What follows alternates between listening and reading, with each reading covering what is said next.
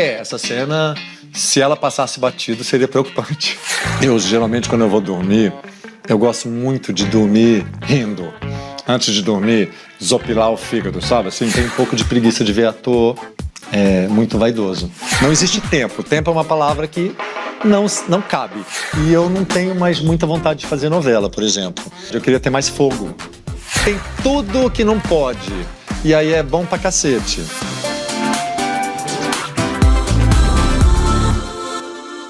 Oi, gente! Mais um Na Palma da Mari no ar.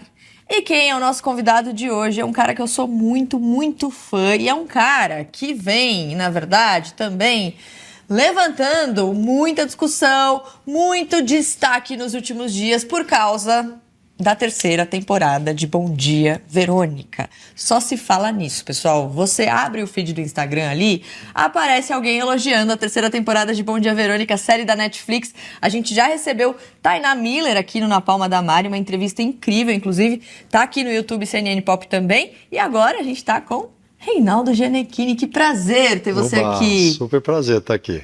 E aí, todo mundo falando sobre Bom Dia, Verônica. Cara, você imaginava que ia acontecer esse auê todo com a terceira temporada? Pois é, a gente fica sempre na expectativa de como o público vai receber, porque o jogo nunca tá ganho. Mas essa série, ela tem uma comunicação com o público que é bizarra.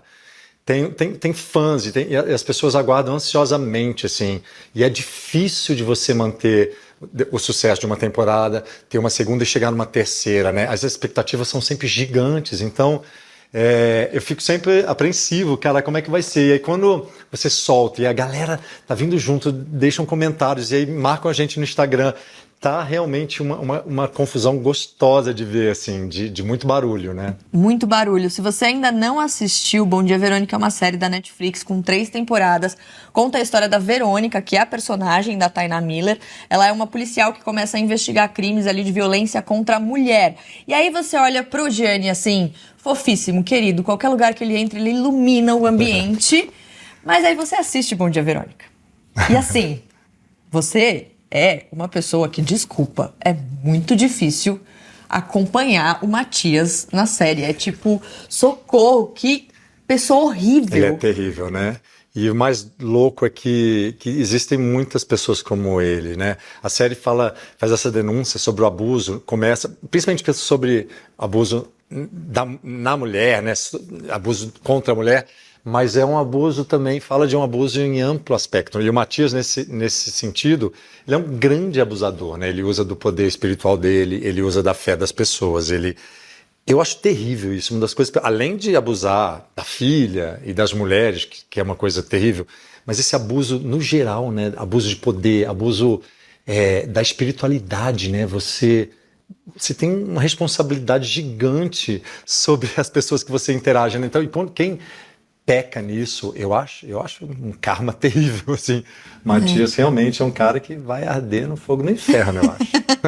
Sem spoilers da terceira temporada, assim, mas às vezes a fé é a única coisa que resta pra pessoa, né? E você vai lá e mexe com isso. Como se preparar pra um personagem como Matias, assim? Porque eu sei que o trabalho do ator, da atriz, envolve muita pesquisa, né? Então, sim, como se preparar pra um personagem tão ruim? Eu começo sempre tendo umas referências, assim, o que eu acho parecido, assim. Aí eu vou ver em filmes ou pessoas que eu conheço na vida real, eu vou buscando pontos de referência, imagens, né, e jeitos de ser. Aí eu faço uma coxa de retalho.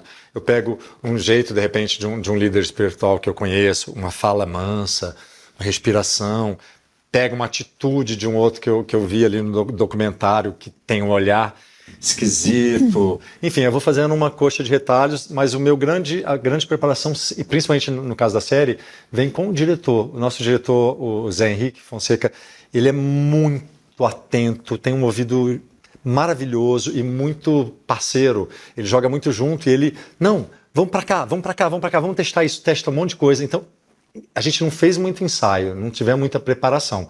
Mas no set é maravilhoso, porque lá ele vai testando na hora. E às vezes ele te dá uma dicasinha, e aí você pega na hora e tem que... Não pensa, amor, vai lá e faz. Por exemplo, ele chegou agora na terceira temporada, o Matias vem muito diferente. Porque ele saiu da zona de conforto dele, na segunda temporada ele domina tudo aquilo, ele tem influência sobre todo mundo, ele tá com o jogo ganho, na verdade, assim, né? Ele tá na zona de conforto dele. Na terceira, ele tá na iminência de ir pra cadeia, depois ele vai pra cadeia, e aí ele perdeu completamente aquele domínio, ele já não tem as pessoas que ele pode manipular.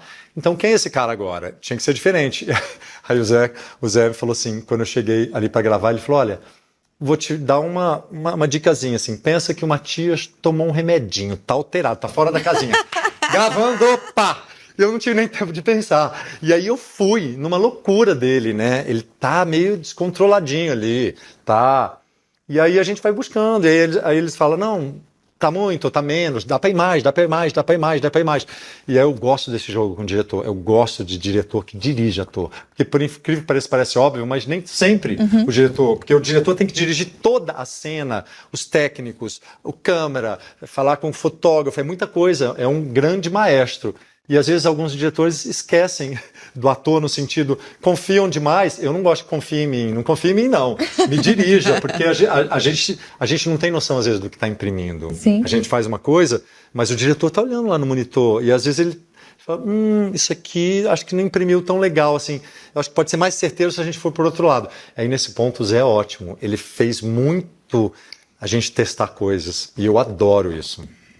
Eu tava no dia da entrevista coletiva que vocês deram pra falar sobre a terceira temporada, e como eu disse, Tainá participou aqui do Na Palma da Mari também, e Tainá falou que muitas vezes ela olhava pra você, Gianni, ou até pro Du Moscovis da primeira temporada, que era o vilão da primeira temporada, e quase chegava a confundir. Meu Deus, como eu falei, o Gianni é um cara tão querido, o Du um cara tão querido, e você começa a pensar no Matias, porque você tá ali vivendo o Matias tão intensamente. Como fica a sua cabeça nessa hora? Como é que vira a chavinha, sabe? Esse limite, se é que existe, entre pessoa física e pessoa jurídica, sabe? É muito louco, porque a gente empresta muita coisa pro personagem, né? Claro, para você fazer um personagem, você tem que entender também que partes suas se conectam com as partes dele. Ou seja, se o personagem tem uma violência, no caso o Matias tem, ele é na verdade, o passivo-agressivo, né? Na maior parte do tempo é aquele calminho que está sendo agressivo, mas fingindo de passivo.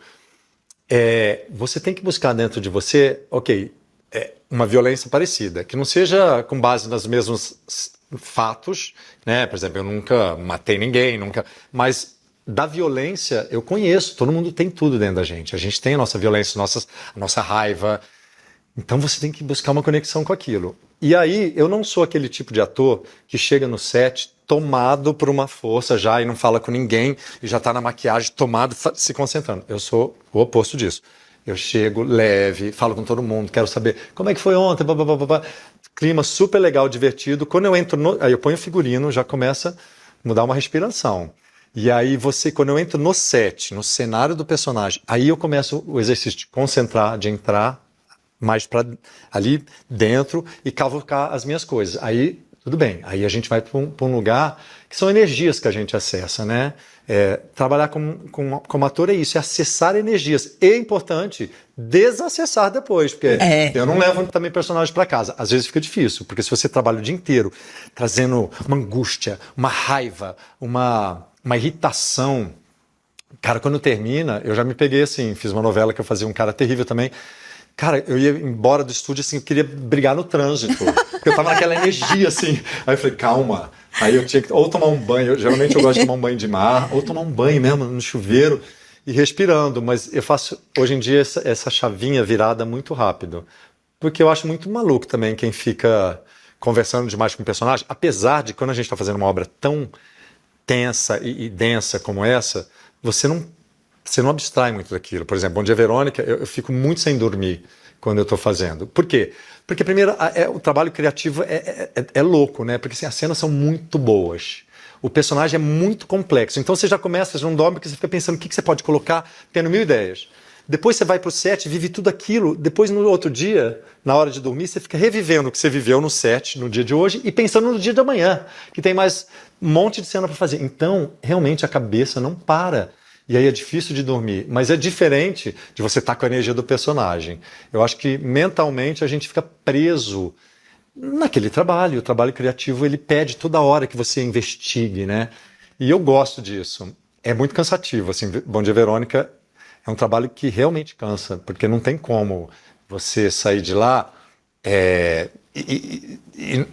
sem que você trabalhou muita coisa, né? E não cansar. Mas, por outro lado, também é tão prazeroso, né? Eu adoro isso, porque viver um personagem oposto ao que você faz na vida, ou que você pelo menos tenta na vida a gente se controlar, e aí um personagem que põe para fora tudo aquilo que você controlou, a sua raiva, é de uma forma interessante de você liberar uma energia também. Então tem um lado do ator que fica olhando para aquilo e fala, que legal, né? Que maneiro. Você tá fazendo uma maldade ali, mas tem um lugar assim, maneiro.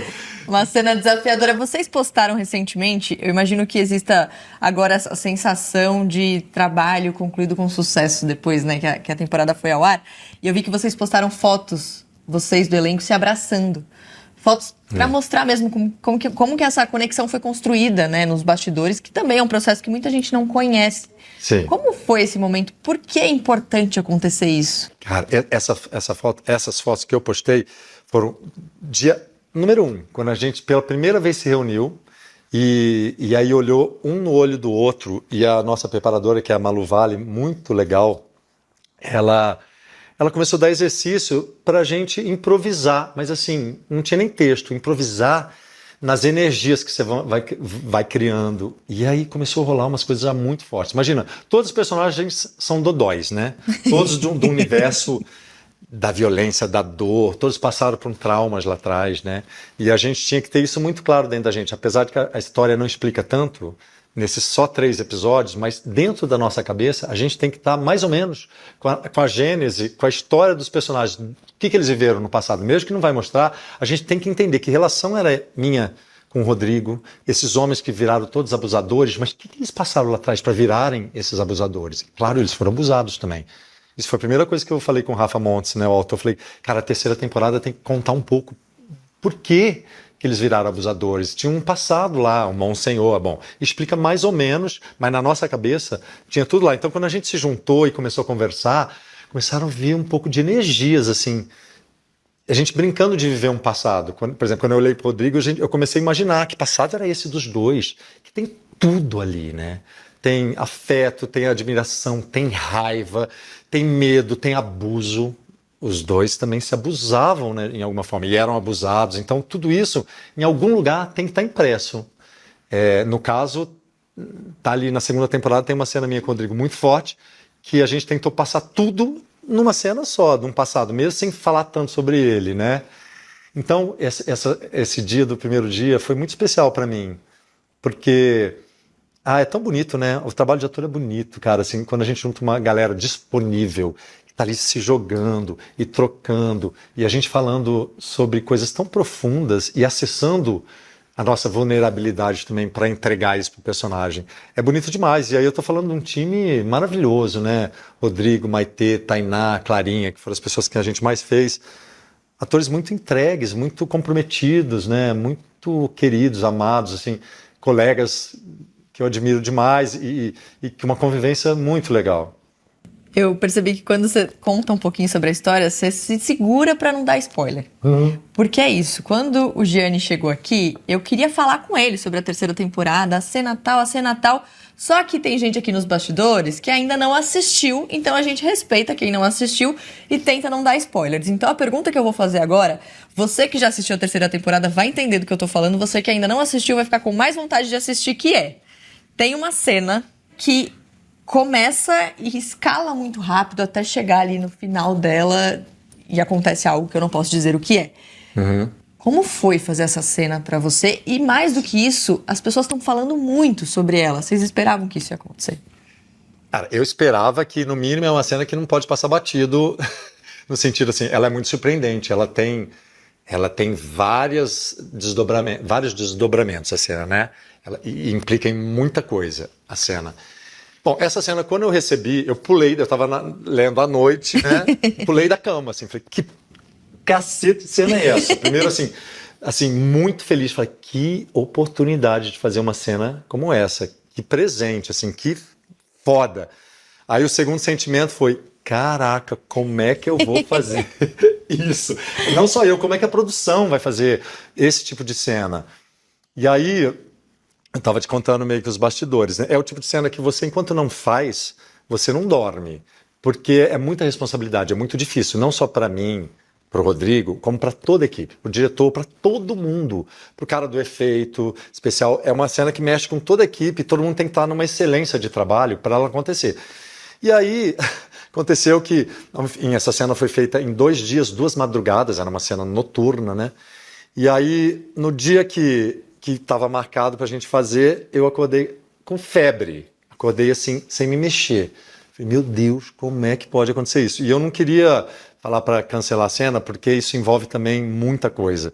Uma diária que você perde, porque você perde, né? Não dá para realocar, então vamos fazer outra cena. Não, estava tudo organizado para fazer essa cena. E aí eu falei, bom, vamos tentar fazer. E aí eu estava na cama, assim, aí o empresário do Rodrigo veio e me deu um remedinho, enfim, um desses que levanta. E aí quando eu fui para a cena, eu também esqueci que eu estava doente, porque eu estava tão feliz de estar lá. E é isso, a cena, ela tem vários elementos, ela é uma discussão, então já envolve, tudo que tem muito texto e emoção para mim já é muito difícil. Se concatenar a emoção e ainda com um monte de texto, lembrar texto já é muito difícil. Com marcas, né, que tem tudo marca, você fala o texto andando aqui, vai para lá. Tudo isso o cérebro tem que estar muito atento. Depois tem outras dificuldades, que são as camadas que você tem que atingir. Por exemplo, ali tem que passar todo um passado desses 2 atores, que não tem muito no texto, mas tem que estar na loucura dos 2, no olhar dos 2, na relação dos 2. Já é outra coisa muito difícil de você fazer. E depois a cena termina com de um jeito que tem que ser feito que eu nunca tinha feito muito, assim, uma coisa meio hollywoodiana, eu acho, assim, porque ela, como é uma cena que tem, por exemplo, é muito difícil e violenta e tem cavalos, você não pode fazer ela direta, simplesmente liga a câmera e vai, porque você não pode deixar o cavalo passar, te machucar. Então essa cena foi feita parte a parte, frame a frame, assim, take a take, famous take, aí parava, mexia, não sei o quê, o outro take. Então, assim, é um trabalho também muito difícil de você manter a concentração, manter a continuidade da sua emoção. A cena foi feita a madrugada inteira, parando, frame a frame. Isso é uma loucura, assim, eu acho que eu nunca tinha feito também. É uma curiosidade interessante sobre os bastidores. E quanto sangue tem nessa cena? Eu amo que a gente vai dando palavras-chave da cena, que é briga, cavalo, passado e sangue. Tem tudo Junta isso. tudo isso e Não. noite. Aí e tinha aí os você efeitos descobre. de maquiagem também, porque outra coisa, tem cicatriz. Amor, cada cicatriz daquela lá era meia hora para fazer. Sério? Então você fazia uma cicatriz aqui, parava, meia hora fazia a outra, vinha, fazia a outra mais meia hora, falava. Então assim, a cena demorou horas para fazer e é muito legal isso, como o cinema exige muito essa concentração. Porque como não é, realmente é muito picotado, isso vale para tudo, até para cenas de sexo, né? Que todo mundo geralmente fala assim, ai, você sentiu, nossa, foi gostoso de fazer essa cena de sexo. Não, você não tem noção do que é, porque é totalmente cortada. Esse clima que a gente passa depois quando edita, não é o clima do dia. No dia você tá lá, ali, com a bunda para cá, vem alguém, a maquiagem, não, peraí, tem uma maquinha, para. Qualquer coisa. Aí daqui a pouco faz aquele take, corta, muda toda a luz, vamos um take daqui. É totalmente descontínuo, geralmente, né? É muito legal isso. E é muito legal saber um pouco mais sobre esses bastidores e mais saber que as pessoas também reagiram da maneira que vocês esperavam, né? Claro que essa cena não ia passar batida, é óbvio. E você tem essa coisa de depois que a cena vai ao ar, você procurar ali na internet o que as pessoas estão falando, como é que as pessoas reagiram, como é que você Cara, eu lida fico com super isso? curioso, sim, dá vontade de procurar. Mas nesse caso, não precisei nem procurar, porque as pessoas se manifestaram tanto, e as pessoas me marcam no Instagram. Aliás, eu adoro quando todo mundo comenta trabalho comigo e tudo. Meu Instagram é super livre, né, para todo mundo falar o que quer. E eu dou uma checada sempre. Eu acho uma forma muito legal de me relacionar com o público e eu amo quando eles comentam sobre o trabalho, principalmente sobre os efeitos da cena, porque aí eu sei o que está funcionando ou não, né? Nesse caso, então, foi uma loucura, assim, todo mundo falando muito. Essa cena, se ela passasse batido, seria preocupante. Não tem como, não tem como, não tem como. Bom, eu não sei se vocês perceberam, mas assim, eu sou muito fã de Bom Dia Verônica, então eu comecei a entrevista aqui já falando sobre isso, porque é o assunto do momento, mas o Gianni tem vários outros projetos muito legais para dividir com a gente, e também, aqui no Na Palma da Mari, a gente tem um momento aqui pra gente se conectar. Então, você que já conhece aqui o nosso programa, sabe que esse envelopezinho aqui tem algumas coisas que o Gianni tem em comum comigo. E aí eu vou descobrir aqui junto com vocês, mas a Isa já me disse aqui nos bastidores que tem bastante coisa e que ela precisou escolher algumas. Tem muita coisa. Então, ótimo, fico super feliz. Vamos lá, então. Calma, antes de ler, vamos trazer então aqui o bolinho de fubá, porque a gente sabe que o Gianni, ele comia o bolinho da avó Dirce na sua infância. Poxa, então que a gente pesquisa trouxe maravilhosa. o bolinho de fubá pra gente dividir esse momento aqui. Que delícia. De quase um cafezinho da tarde, depois de falar de uma cena tão pesada. Eu acho que um bolinho merece. Bom, então enquanto a gente come aqui o bolinho de fubá, não é o da avó Dirce. Mas deve ser. Mas é só pra trazer Bolo aqui de esse fubá tem seu momento, valor sempre. esse momento de infância pra você depois de falar de uma cena tão difícil e de um trabalho tão desafiador. Vamos lá então, o que a gente tem em comum? O que te faz rir? Amo ver memes idiotas. Sério que você é a pessoa do meme? Olha, eu geralmente quando eu vou dormir, eu gosto muito de dormir rindo. Antes de dormir, desopilar o fígado, sabe assim? Amo. E aí eu sempre fico vendo essas bobagens de internet, tipo memes, ou assim, até videocassetada. Eu adoro, assim, tudo que tira a pessoa da pose dela, do controle dela. Eu amo, tipo, erros de gravação. Às vezes até é escroto falar, mas é um tombo que a pessoa leva, eu morro de rir, porque ali é onde ela é totalmente espontânea, né? Ela sai da pose, ela sai do controle dela e faz a cara de verdade. Eu adoro essas coisas, cara. E assim, eu acho tão gostoso rir, né? E principalmente antes de dormir, assim, eu faço muito isso. Eu dormi leve, assim. Na pandemia eu fiz muito isso. Eu via muito os vídeos de Paulo Gustavo, ou às vezes uma dublagem, aquelas de TikTok. As pessoas fazem tão bem aquilo. Eu morro de rir às vezes. E uma produção de conteúdo, até uma atuação diferente, né? Que hoje a gente tem de pessoas que... você começou na atuação com novela, então agora você pode atuar fazendo um TikTok. Eu vou te falar, lá. tem gente que não é ator e faz muito bem. Um monte de performance. Hoje em dia é legal, né? Que cada um pode produzir o seu próprio conteúdo e divulgar. E aí a gente tá vendo uns talentos bizarros, né? Pessoas que nem são exatamente da profissão do ator, mas que têm uma coisa com a espontaneidade, com o humor ou com a atuação mesmo. Acho mais barato. Você é aquela pessoa, então, do grupo de amigos que manda meme no grupo? Eu mando. Eu vejo uma bobagem, tem uns amigos, sempre uns 5 ou 6 ali que a gente fica mandando tudo assim e rindo muito, rindo alto. Meme de bom dia, não. Figurinha de bom dia, manda também?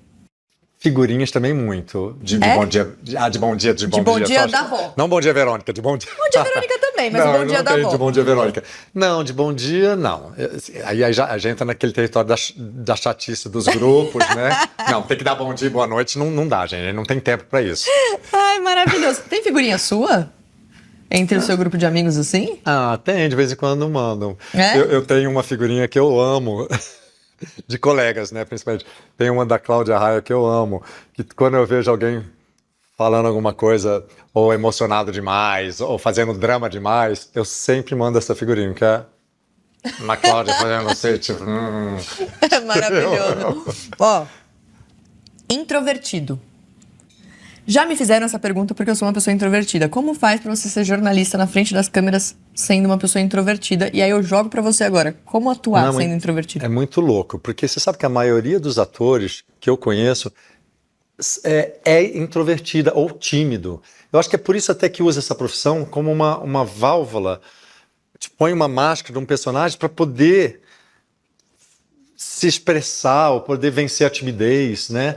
Eu era muito tímido e muito introvertido. Eu ainda sou introvertido no sentido de que eu preciso muitas vezes ficar no meu mundinho.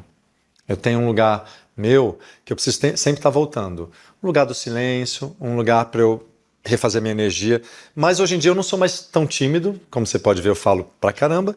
E chego a ser extrovertido quando eu tô super à vontade, me sentindo à vontade. E quando tem uma comunicação gostosa, assim, um papo fluindo gostoso. Eu adoro dar minha opinião, eu sou enxerido, eu gosto de falar sobre as coisas. Então eu até que sou extrovertido também, mas a minha natureza é reservada da introversão. Nossa, eu me identifico super com isso. E aqui eu vou dividir um pouco da minha terapia, porque eu acho que faz sentido. Uma vez a minha psicóloga falou, pelo fato de a gente trabalhar com exposição, com público e tudo mais, esse lugar nosso, só nosso, privado, ele é cada vez mais necessário. Sim. Porque a gente precisa se fortalecer, né? Imagino que pra você também, você encontra pessoas o tempo inteiro. pessoas que te reconhecem. E claro, isso é muito legal, é o carinho, é o reconhecimento pelo trabalho que você faz. Mas ao mesmo tempo, chega um momento que você precisa estar com você mesmo, né? É difícil, é um limite que a gente tem que achar, né? Entre, claro, a gente dividir, afinal a gente está lá no nosso trabalho se comunicando, a gente adora o retorno, né? As pessoas chegarem. E aí é um limite tênue, onde a gente pode dividir, manter essa comunicação ou também não deixar ser tão invadido. Porque tem um lugar que um mínimo de privacidade a gente tem que ter, né? E tem momentos também, né? Tem momentos assim que, sei lá, que você precisa estar quietinho, você está ocupado até também, e as pessoas querem vir falar e você não está podendo dar atenção também. E aí tem um momento que você tem que se fechar um pouquinho, né? Mas eu faço isso sempre muito ponderado, assim. Eu fico com muito respeito pelas pessoas que chegam, né? Claro. Para falar com você, assim. Não, sem querer ser, como eu sou bonzinho, não é nem isso. Porque tem hora que realmente irrita a falta por exemplo, a gente está sempre geralmente ocupado. Aí você entra no Uber, você está cheio de coisa para fazer. Aí o cara quer falar muito. Eu adoro conversar com todo mundo, mas tem momento que não dá para conversar. Deixa eu resolver isso aqui, que eu tenho 5 minutos para resolver, entendeu? É tudo um limite, né? Você vai se adaptando ao longo do dia. Sitcom que ama, Friends. Imbatível, né? Acho que talvez nunca tenha uma tão maravilhosa, né? Putz, Friends foi um marco na história. Demais, aquele tipo de humor, né? O humor sutil das relações mais cotidianas, mais Sim. banais, você tirar graça. Eu sou um cara que eu dou muita risada de mim mesmo. Às vezes de uma coisa tão simples, de você estar fazendo um drama, de você estar se enroscando, umas coisas que você fala, oi? E aí eu acho que o Friends fazia isso. Ele tirava sarro das situações cotidianas, como as pessoas iam se enroscando, os problemas de cada um às vezes eram muito banais, cara, mas a gente é ser humano. E a gente fica chateadinho, fica preso nos problemas banais. Tá tudo certo. Sim. Mas é bom a gente rir, né? Também Eu disso. amo. Eu sou suspeita pra falar, tenho tatuagem de Friends, assim, eu sou apaixonada, mas era aquela sensação de que a gente fazia parte do grupo de amigos, né? Sim. Com certeza. Enfim, eu imagino que o seu olhar para assistir a uma sitcom seja diferente do meu e de quem não trabalha com isso. Você já se imaginou fazendo algum trabalho parecido com aquele? Sim. É uma coisa que dá vontade, né? Quando você vê uma coisa que tem essa comunicação e que ao mesmo tempo parece muito simples, porque eles fazem os atores são tão maravilhosos, né? Que eles fazem com tanta simplicidade que dá uma sensação de que é fácil fazer aquilo para quem está assistindo. Mas eu, como ator, eu sei o quanto é difícil. Quanto mais simples mais difícil é. Então, assim, aquele ator que está fazendo de uma forma tão simples que você nem vê, parece que está fluindo, você pode ter certeza que ele tem anos de estudo para chegar naquela simplicidade. Então, eu valorizo muito, assim. É muito legal você conseguir esse tipo de comunicação nesse lugar da atuação que não parece que você está atuando, mas tem muito trabalho por trás, né?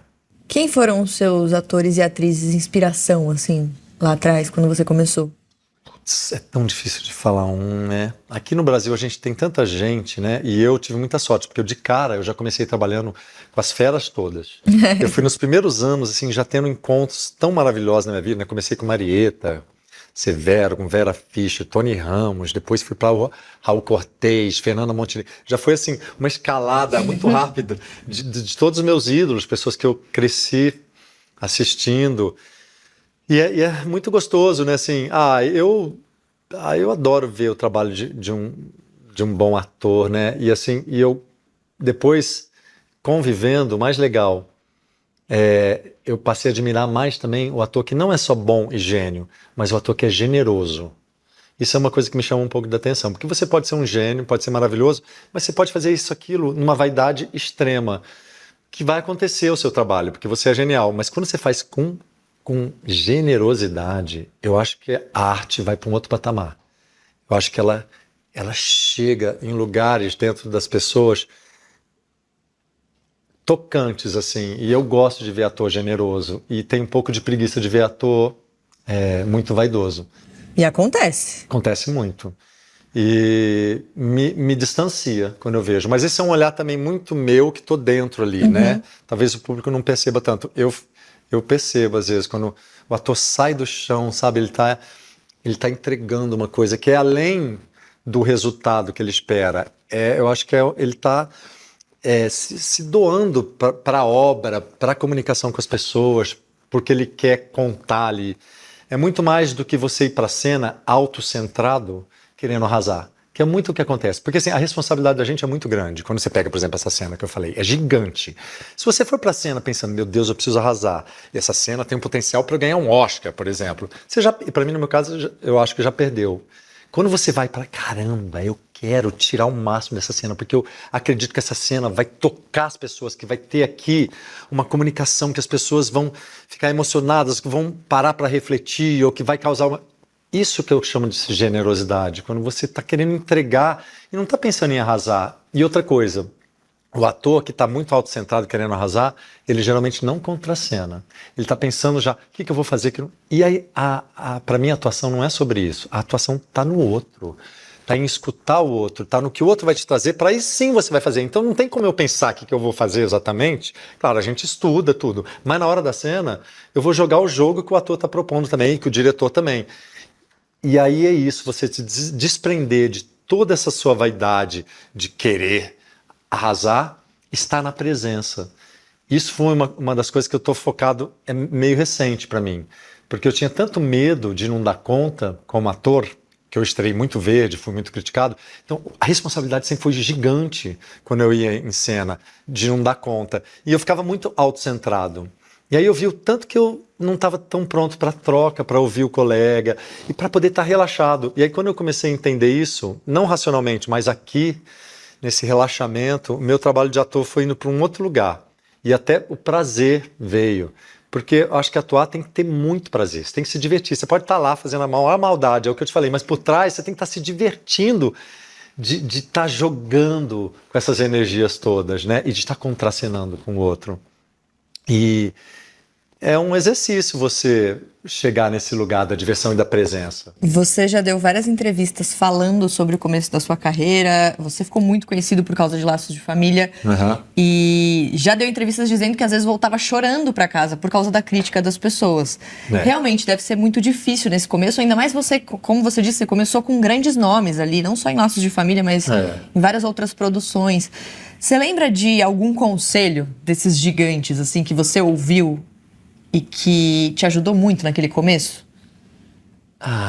Olha, antes de mais nada, eu quero falar assim, a pior crítica para mim sempre foi a minha. Claro que é a crítica dos outros, você sempre fala, caramba, não tô ainda sendo reconhecido, mas para mim o que mais me ferra é a minha crítica. Quando eu olho, assisto e me critico, eu acho que não tá bom, aí você pode falar o que for, que nada vai mudar essa sensação minha de que não cheguei lá do jeito que eu queria. Meu ascendente é Virgem em Capricórnio, amor. Se a gente for falar de astrologia, ferrou-se pra mim, Eu quero né? falar de astrologia daqui a pouquinho, porque você gosta e entende. Eu fico me chicoteando, né, sempre. Eu me exijo muito. O que eu acho legal, por um lado, porque também eu nunca vou estar exatamente satisfeito, e eu gosto de, quando a gente não está satisfeito, porque a gente está sempre querendo melhorar, né? Mas, assim, conselhos... Cara, você me falou, eu vou falar a primeira coisa que me veio à cabeça. Quando eu estreiei, eu lembro... Tudo muito difícil para mim, Laço de Família, né? Eu não tinha tempo para aprender. Televisão, novela, você não tem tempo. Ponha isso na sua cabeça, quem tá vendo? Não existe tempo. Tempo é uma palavra que não cabe em novela. E aí, você imagina um cara, né, que não tem experiência nenhuma, tem que fazer 30 cenas e não tem tempo para aprender, para alguém te ensinar direitinho. Você tem que... Ela se vira nos 30. Vai.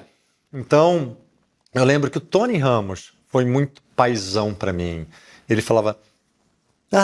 nada, tenta relaxar, e é isso, televisão é essa caceta mesmo, mas aí um dia você vai entender que tem um relaxamento e tem que ligar um certo foda-se no sentido, né, de, é isso, não leva tão a sério também, né, não pensa tanto na responsabilidade, vive ali, na presença. Esse foi uma coisa que eu entendi racionalmente na época, mas não entendi aqui, e depois eu fui entender um dia, falei, agora eu estou entendendo.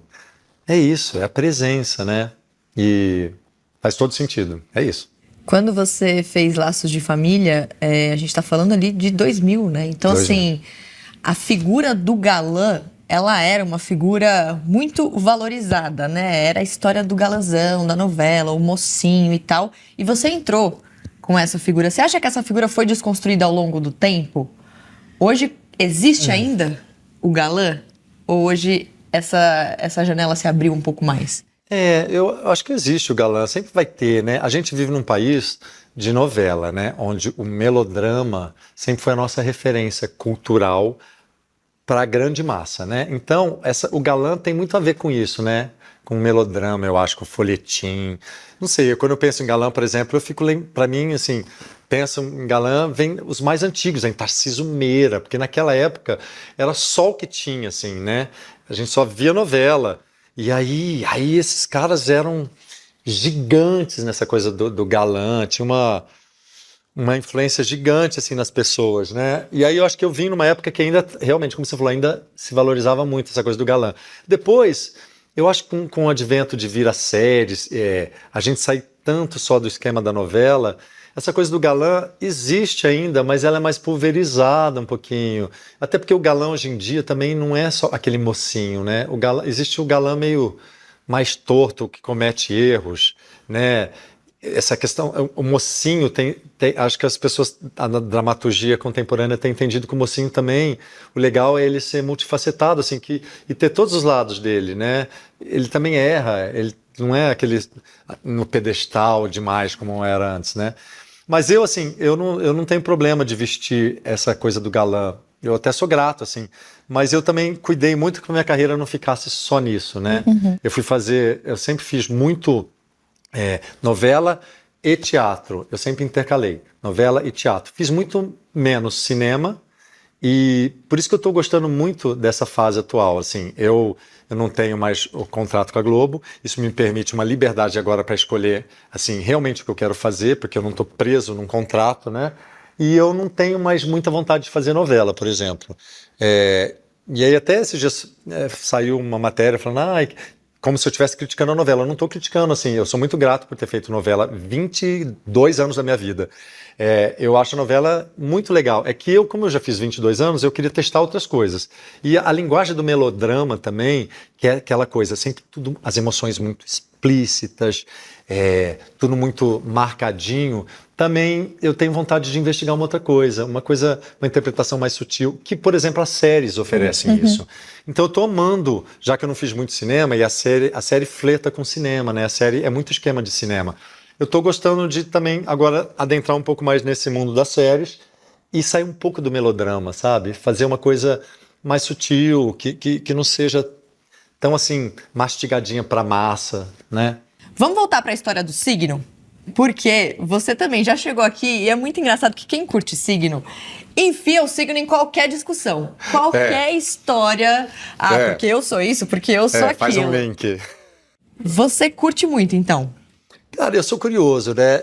E eu tenho algumas amigas que entendem muito de astrologia, então eu tô sempre batendo uma bola. Eu faço meu mapa astral quase sempre, porque eu fico querendo entender a revolução solar, né? Naquele ano, a andança dos planetas, como eles vão, de uma certa forma, influenciar o meu ano. Para eu ficar atento. Eu não sou fechado, não é aquela coisa que eu consulto, não dou um passo sem mexer nisso. Mas eu gosto de ficar atento, assim, com as possibilidades dos astros. O que os astros dizem sobre Reinaldo Gianecchini, sobre o seu signo e o seu mapa, assim? Quem é você pelos signos? Eu sou muito o meu mapa, assim, eu fico chocado. Toda vez que eu leio o meu mapa, eu falo, meu Deus, tá tudo ali, né? Exatamente quem eu sou, assim. Eu sou muito... que é uma mistura de tudo, né? Não é só o signo. Tem o ascendente, tem a lua, tem todos os planetas nas casas, que eu não entendo exatamente muito. Mas quando leem para mim, eu acho bizarro, assim. E aí quando faz a revolução solar do ano, eu acho bizarro também, assim, o que acontece. Depois, às vezes, eu vou rever o meu mapa. Foi exatamente o que aconteceu no ano, assim, para mim, assim. Por exemplo... Esse ano, no meu mapa tá que eu tô aquariano. Você sabe que o seu ascendente muda do ano. Depende do lugar que você passou e das movimentações. Então, você tem um ascendente novo. Esse ano, eu tô aquário. O que é o aquário? É inovação. É coisas novas, é ir para um outro lugar. E esse ano, os meus trabalhos estão pintando todos num lugar completamente fora da minha zona de trabalho. Que eu... testando coisas que eu nunca fiz, com gente que eu nunca trabalhei. Tem um próximo projeto que eu vou fazer, que é um desafio gigante para mim. que é como se eu estivesse começando tudo de novo. Me lembra quando eu comecei no Laços de Família, que eu não sabia nada e estava com um monte de fera. De novo eu vou reviver isso, agora num outro lugar.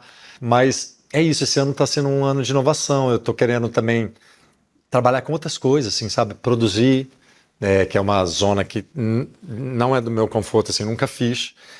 Produzir coisas, assim, no teatro um pouquinho, sim, mas eu quero produzir também para o streaming, quero contar as minhas histórias. Cara, a dança e o canto estão me chamando há muito tempo, então, assim, é um ano que eu estou fazendo aulas, voltei a ser estudante, sabe? Que legal. Independente do que eu vou fazer como ator, eu acho que quando você brinca com as ferramentas, desenvolve as ferramentas, né, do seu aparelho, de vocal, a sua expressão corporal, você vai para um outro lugar, né? Então é um ano que eu estou testando coisas e olha só, meu mapa fala isso, é um ano de aquário, a palavra para aquário é inovação. Uau! E vem cá, todo mundo que entende um pouco de signo sempre fala mal de um signo ou outro. Por exemplo, eu sou Áries e eu sei que eu sou um signo assim que muita gente odeia. Eu já peço desculpas antes de qualquer... Ai, obrigada. Posso falar? Não só gosto, como admiro e queria ter bastante coisa de Áries. Eu não tenho nada de Áries no meu mapa. Eu gosto, sabe porque o Áries é fogo, né? E é gente que não pensa muito, vai e faz. E faz bem. Por quê? Porque acredita em si, porque eles são metidos pra caramba. Eu não sou metida, não. Geralmente Áries mas pode ser, sabe? Porque eles são capazes. Quando você não pensa muito, você sai desse lugar aqui e vai pra ação. Aí quando você vai pra ação, você faz. E a coisa acontece. Eu sou bastante mental. Eu tenho bastante coisa de ar e eu tenho 6 planetas em Libra, muito, muito ar e muito racional, muita coisa de terra. Então eu penso muito. Eu tico 60 coisas para depois fazer. Então, eu acho um pouco chato isso, na verdade. Eu queria ter mais fogo. Ser mais... Vou lá, boto a cara mesmo e faço. Então, eu admiro, assim. Eu sei que Áries não é difícil, é da guerra, né? É Marte da guerra. Então, ele é impulsivo e tem uma personalidade forte. Mas eu acho bacana isso. Eu gosto o Satanás, assim. mas eu acho que eu sou um pouquinho anti-Áries, assim. Acho que eu sou muito calma para Áries, mas enfim, essa é uma outra conversa. A minha pergunta existe um signo que é assim... Ai, sei lá, banido da lista de Reinaldo Gianecchini, com pessoas que, sei lá, você já se relacionou e fala assim, cara, esse signo aqui pra mim não dá certo. Não, mas é porque isso não existe, né? Porque assim, vamos falar sério. Tem uns signos que as pessoas arrepiam quando falam, eu vou falar já qual que eu tô falando, todo mundo já deve saber aí, né? Alguns, assim, mais difíceis, mas tem um especificamente que esse aí, quando você fala, eu acho que é arrepio na certa, todo mundo fala, eita, difícil.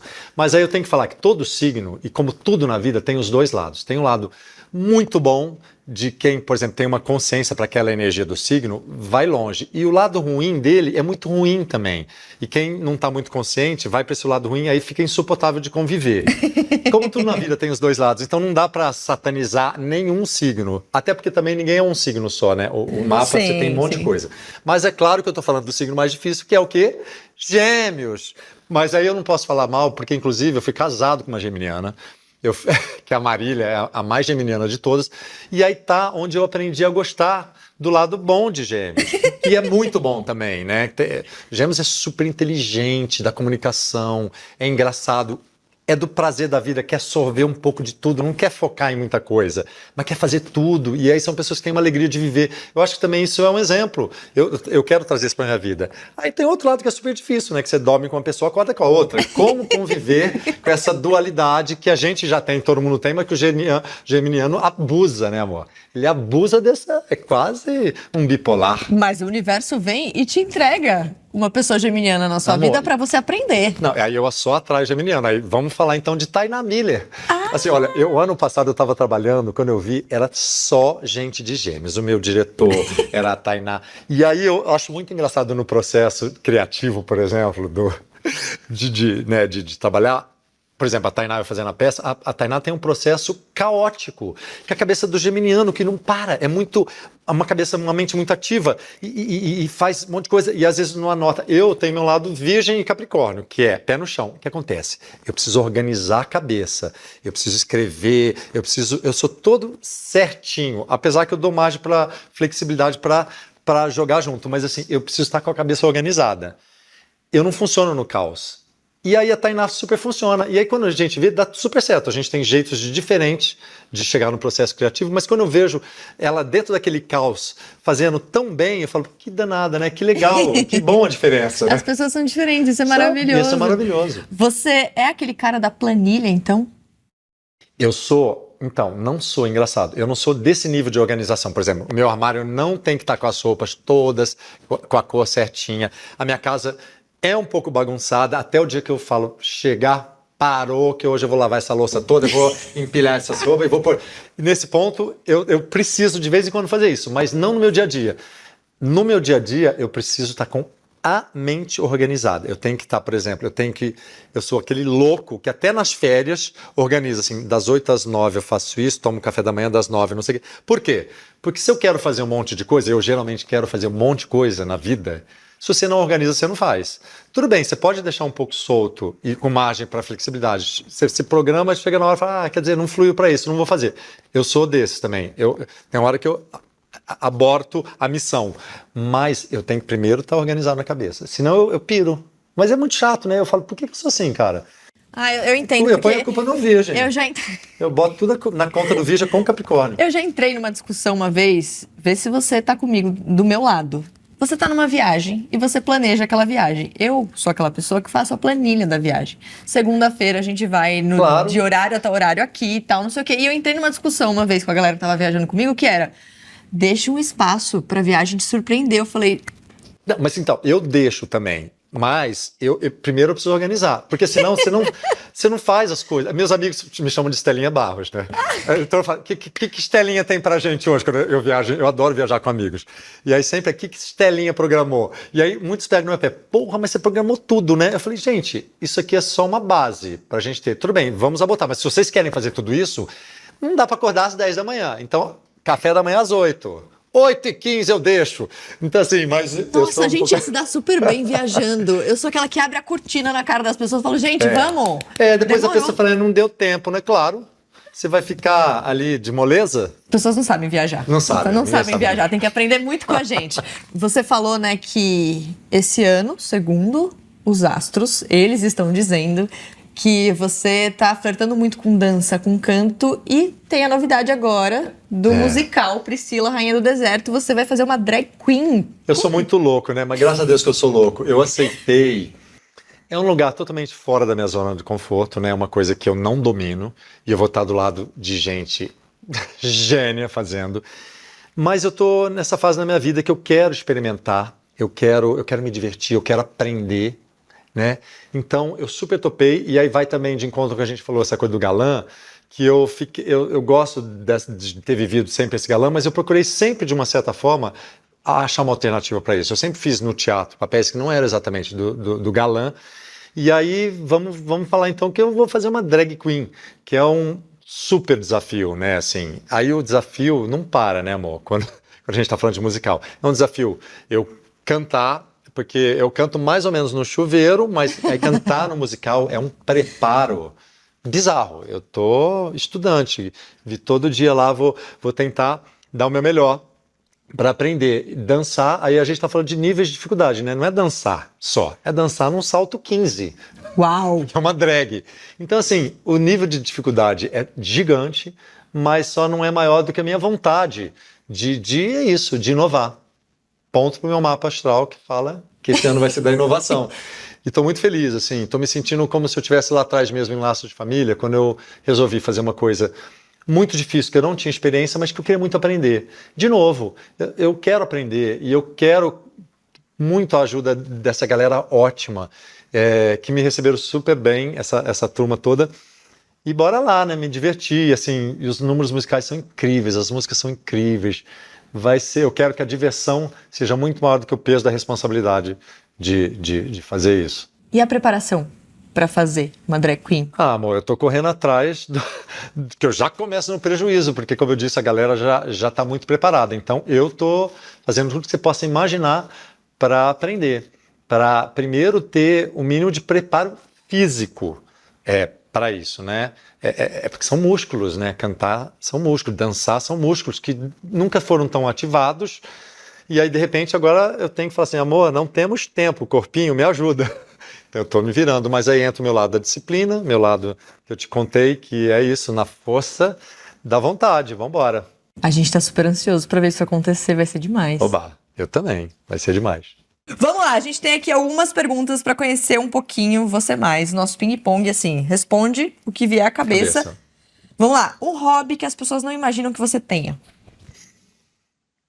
Gente, não fazer nada. É?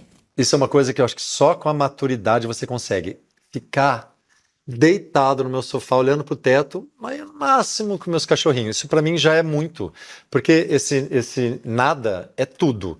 É onde você tá se refazendo, deixando as coisas saírem para se alimentar de novo com coisas, acalmando a mente. E eu não conseguia fazer isso quando eu era jovem. Eu acho que só na maturidade que você entende que você não está perdendo tempo. Você está ganhando muita coisa ali em não fazer nada, mas nada mesmo. É maravilhoso isso. Maravilhoso. Quantos cachorrinhos? Eu tenho 3. Ai, você quer ter mais? Querer eu quero, mas eu me prometi que não dá mais. É foda. Quem são os cachorrinhos? Mano, Mafalda e Sara. Ai, que bonitinhos. Eu E ficam faço- com você o tempo inteiro. Eu viajo muito e trabalho muito, né? Então eu tenho um esqueminha sempre para alguém me ajudar ali. Nesse caso, por exemplo, minha irmã que está cuidando deles. Mas eu morro de saudade, cara. É impressionante. Eu sou muito desgarrado, né? Eu sou acostumado a viajar, eu sou muito conectado, por exemplo, com família, com os amigos, mas eu aprendi que para sobreviver eu não posso fazer um drama sempre que eu viajar ou que eu não estiver com ele. Então eu aprendi muito a ter quase uma frieza com relação a isso, às distâncias. Eu continuo conectado, mas está tudo certo, vida que segue. Mas com meus cachorrinhos, eu tenho uma coisa, porque é filho, né, também. E aí eu tenho uma saudade que dói. E às vezes eu mudo meu percurso para poder ficar um pouquinho com eles. Ah, que delícia. E eles, tipo, dormem com você, os 3? Não, na cama não, porque eu acho que não é tão saudável isso. Mas o resto do dia eu deito no chão. Eu acho que cama é um espacinho ali que cada um tem que ser a sua. Ele tem as deles. Cada um tem a sua, né? É. Vamos lá, um guilty pleasure. Sempre acho que é comer, né? Comer, às vezes, bobeira. Eu cuido muito da minha alimentação, até porque eu já quase morri, né? E aí, quando eu estive ali, eu entendi que eu tinha que cuidar mais de mim em todos os níveis. E aí, a alimentação é a primeira coisa que eu acho que a gente tem que focar quando você pensa em saúde, né? Mas de vez em quando também eu acho que é muito chato você ser restrito demais. Eu acho que faz parte aquele dia do lixo, né? Ou você se permitir um pouco.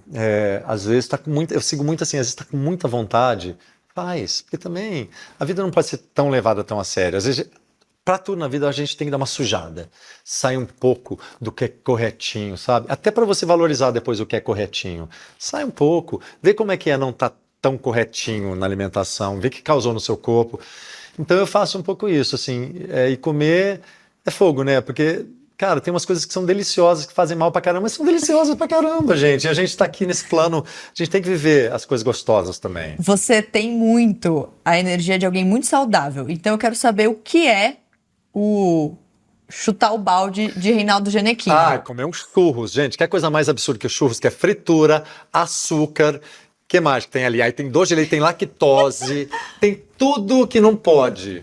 E aí é bom pra cacete. Churros de festa junina, né? Ai, que delícia. Mas um só? Quem falou que você consegue comer um, né? Mas eu tenho uma coisa assim também. Eu cuidei tanto da minha alimentação que, na verdade, por exemplo, os churros em si, eu tô falando isso que realmente é muito gostoso, mas eu não consigo mais comer.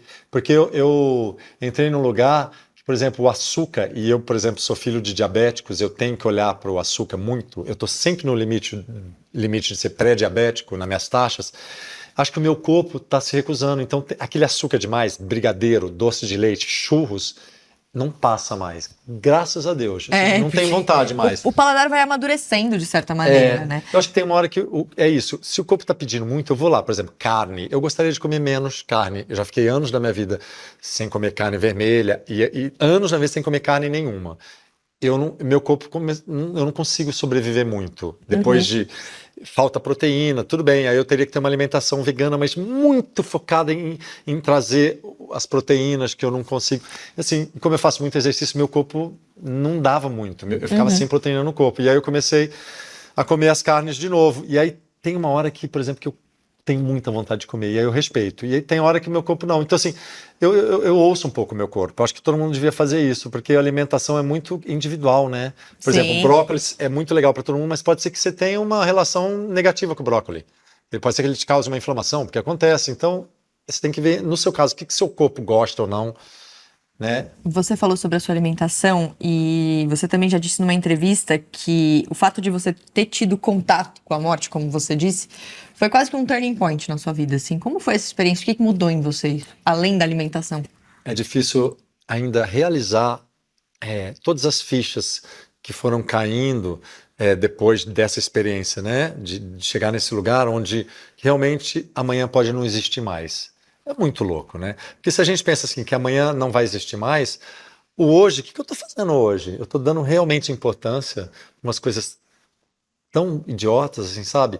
Principalmente que tem a ver com a nossa validação. A gente quer o tempo todo ser validado, né? Mas será que tem realmente, no final das contas, isso importa em alguma coisa? Se alguém vai achar que você é bom ou não, o que importa isso, né? Para você? Importa para o seu ego, vai sentir, ai que legal, passaram a mão aqui na minha cabeça, eu fiquei aqui gostando. Mas assim, no final das contas, isso vai te trazer o quê? Nada, né? Então vamos focar no que importa mesmo, assim. Por isso que às vezes quando eu vejo que o meu eguinho está meio ferido, eu dou uma olhada para aquilo, dá um desconforto e eu deixo passar, porque assim, na maioria das vezes, aquilo não significa porra nenhuma, né? Então vamos focar no que é legal, assim. E o que é legal?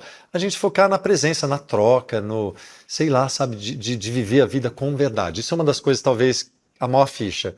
Se vai acabar, não tem sentido você viver uma vida de mentira, você viver uma vida querendo agradar os outros, querendo corresponder ao que os outros pensam de você. Porque afinal, os outros são os outros e eles estão muito ocupados com as coisas deles. Não deviam estar ocupados com as suas coisas. E não tem menor importância o que eles acham de você, porque a história é sua. E quando você vai morrer, aquele caminho é só seu. Ali você realiza que você está muito solitário. Tem um caminho que ninguém vai passar por você. Por mais que você esteja rodeado de amor, ninguém vai passar por aquilo. Ninguém vai ter aquela experiência profunda de entrar dentro da sua alma, da conexão maior. Isso é uma experiência individual. E aí, então, é nisso que eu foco, assim, sabe? Não é ninguém pensando X ou Y sobre você que vai te trazer alguma coisa. É o que você tem de olhar, de consciência sobre as coisas. E para isso você tem que estar muito na sua presença, dentro do que você é. Então, acho que a maior ficha minha foi assim, puxa, vamos viver de verdade o que tem para viver? Daqui a pouco está acabando, né? A próxima piscada eu tô com 80, a próxima piscada acabou. Se chegar lá no 80 ou mais. Então, assim, não tem sentido você não viver de verdade. E aí, quando você pensa nisso, tem que ser isso, tem que ser viver de verdade aqui. Eu tô aqui com você, olhando no seu olho, trocando o que a gente tem para trocar. Mil coisas na cabeça, né? Meu Deus, tem que fazer isso, tem que fazer aquilo, mas isso deixa para depois, foca na presença. Porque senão não tem sentido. Acho que talvez o maior aprendizado foi isso, viva na presença. A nossa mente quer sempre levar para um outro lugar, mas traz para cá, ó. E aí vai melhorar no seu trabalho também, porque quando você traz para a presença, é onde tudo acontece. Fora da presença não acontece nada. Na presença é só uma punheta mental, fora da presença. Onde a vida acontece é na presença. E na presença, às vezes, causa algum desconforto de você estar passando por uma situação que você não queria. Causa. Por que não olhar também para esse desconforto? Não é uma aventura também você passar. Ih, aqui, eu tô rastejando aqui. Tem um lugar meu que olha, acho que é o exercício do ator também. Como o ator precisa observar, eu faço exercício às vezes olhando para mim. Você está chorando, né? O que está acontecendo dentro de você para você estar chorando tanto? Por que você está tão desconfortável? E aí eu dou uma risada de mim. Olha que maneiro, está desconfortável, né? Mexeu ali no seu ego. Eu vou olhando com um olhar atento. Por quê? Porque aí você foca na presença, olha para o que tem que ver e deixa passar, porque no próximo instante tudo aquilo não fez o menor sentido. Sim. Foi só uma experiência que você viveu e a vida é uma grande aventura. Vamos viver todas as aventuras, o desconforto, viver o prazer, a alegria, viver a tristeza também, não negá-las. Elas fazem parte, né? a gente tem tudo e a gente tem todas as partes dentro da gente. E viver também a raiva, viver todas as nossas partes, né? A gente só quer olhar para as partes boas, né? Reparou? Mas a gente tem que conhecer as nossas partes ruins também. E aí é isso, aí vem esses personagens malucos que vêm também para você olhar. Quando você faz o Matias, faz eu olhar para o lado, para a sombra do Matias, eu tenho que olhar para minha sombra também, para interpretar aquilo. E a gente tem tudo, não se engane, a gente tem tudo dentro da gente. E que chato seria se fosse só a parte boa, né? Você não saberia que seria bom se você não vivesse a parte ruim também. Você participaria do BBB? Eu acho que não. eu nunca digo nunca, porque, né, a gente está sempre mudando de opinião e de, sei lá, hoje em dia não faria muito sentido, e eu não tenho preconceito nenhum, eu acho mó barato, eu acho um jogo ali, hoje em dia, principalmente nos últimos, mas eu acho que sempre foi, né? É um reflexo ali naquele pequeno cosmo, mas é um reflexo tão grande de um estudo do ser humano, porque ali tem todas as reações dos seres humanos dentro daquela casa, e eu acho que traz discussões incríveis. Eu não tenho nenhum preconceito e, eventualmente, já assisti algumas temporadas quase inteiras, ou algumas inteiras. Por acaso, por exemplo, esse eu não estou assistindo, porque eu estou preocupado e não rolou de assistir. Eu não tenho preconceito. Eu acho que não sei se eu teria esse culhão de me expor tanto e de passar por esse processo psicológico de estar naquela panela de pressão, que eu sei como deve ser difícil. Sim. Não sei se me interessa. Hoje em dia talvez não me interessaria isso. Mas lá dentro, quem seria Reinaldo Giannichini dentro do BBB? O cara que cozinha, o cara que organiza, o cara que briga, o cara que só dorme? Será que você seria planta, sei lá? Não, eu não sei. Não dá para saber, né? Eu acho que é uma experiência que muito da vivência ali no momento. Talvez eu não, assim, eu sou um cara que me meto muito nas coisas, assim, né? Eu gosto da troca e eu acho que eu iria me meter nas tretas, assim, pelo menos para tentar entender, trocar, ouvir o coleguinha. Eu acho que também eu ia me deixar levar pelo jogo, então, claro que ia também vir várias sensações e eu ia pôr para fora, porque eu não sou uma coisa de segurar. Nesse sentido, assim, eu gosto de expor, eu sou aqueles que eu gosto de pôr todas as cartas na mesa. Eu não sou uma pessoa blasé na vida. Eu sou meio Cláudia Raia, eu adoro isso também. Eu gosto de gente que expõe, Emocionada. que expõe. Claro, a gente quer se preservar, mas assim, eu não sei mentir muito, assim, sobre as minhas sensações. Eu não sou aquela pessoa que tá triste, tá de um jeito, tá feliz, tá de um jeito, ninguém percebe. Se eu estiver triste, você vai perceber. Se eu estiver entusiasmado, você vai perceber. Então, não sei, definitivamente eu não ia ser o cara que cozinha na casa, eu não cozinho. Eu acho que eu ia tentar ouvir bastante e é isso, me meter talvez na discussão de todo mundo, porque eu me interesso pelo ser humano, eu ia tentar, eu sempre faço esse exercício, de tentar entender o que está acontecendo, por que aquela pessoa está agindo daquele jeito, porque eu não acredito que ninguém é só escroto, vilão. Para a pessoa tá agindo daquele jeito, acionou um gatilho nela, talvez de uma insegurança gigante, de uma dor gigante, de uma violência gigante que ela já sofreu e que ali alguém cutucou. Então eu acho que eu seria esse cara meio apaziguador, meio compreensivo. Ou não, né? Vai que também toque num gatilho meu, vira um Então, bicho você tem lá. pavio curto, assim? Não. É Eu tenho, difícil de tirar do vamos falar sério? de astrologia? Eu tenho 6 planetas em Libra. O que significa isso? Eu busco esse equilíbrio o tempo inteiro. Eu não sou de arroubos. Eu sou escorpião, né? Eu tenho um lado muito intenso para tudo. Então eu posso ir muito intenso nos sentimentos. Mas eu me controlo, no sentido eu busco o equilíbrio. O que te tira do sério? Injustiça. Aí eu tô falando de Libra de novo. Porque o Libra é o negócio da justiça, né? Nada me tira mais do sério quando eu vejo uma situação que eu não considero justa, ou que eu não acho. Eu acho que as pessoas não estão enxergando direito, por exemplo. Estão olhando de um jeito e é mentira aquilo, não está acontecendo exatamente aquilo, ou aquilo é injusto. Isso, enquanto eu não deixar claro, aquilo me corrói por dentro. Olha, virou uma grande conversa aqui, porque eu tava no meu ping-pong, responde aí e tal, e eu já tô perguntando em cima do ping-pong, porque eu me interesso também e quero saber tudo. Mas tem uma pergunta aqui muito boa. Você tem rotina de skincare? Olha, eu fiquei anos na minha vida sem zero, aí aos 36 anos, primeira vez que Camila Morgado me falou, não, me pegou pela mão, falou, você nunca foi numa dermatologista? Não, para, vamos lá. Aí eu cheguei na dermatologista e falei, amor, se você me passar 50 coisas para fazer, não dá. Porque assim, eu já tenho uma rotina de muita coisa para fazer, tipo, eu medito todo dia, então já é um tempinho que eu não consigo sair de casa, então eu preciso acordar mais cedo para meditar. Assim, tem um monte de coisa para fazer. Por exemplo, se eu vou fazer coisa, eu já quero fazer um exercício de voz, eu não gosto de entrar para atuar sem esquentar. Já tem uma caralhada de coisa que eu já me proponho a fazer, que é essa coisa que eu sou CDF, do virginiano.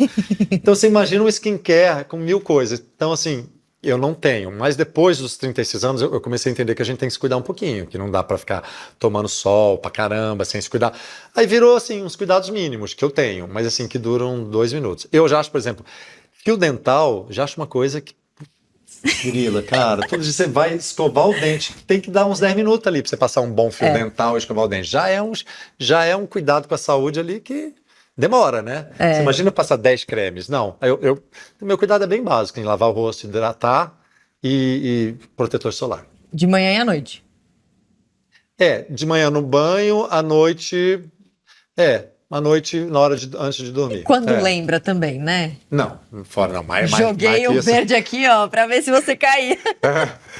Quem sabe, né? Às vezes dá aquela esquecida, chega depois de uma festa, gente. Ninguém faz nada disso depois. Não, mas eu sou disciplinado. Ah, é verdade. Isso é uma Esqueci palavra dessa, para mim dessa, também. dessa Mas característica. você consegue se definir em uma palavra? É muito difícil, né? Ninguém consegue. Mas se tiver que usar uma palavra, para mim seria disciplina. É, você passa essa... Sou disciplinado. Eu vou chorando às vezes malhar, mas eu vou.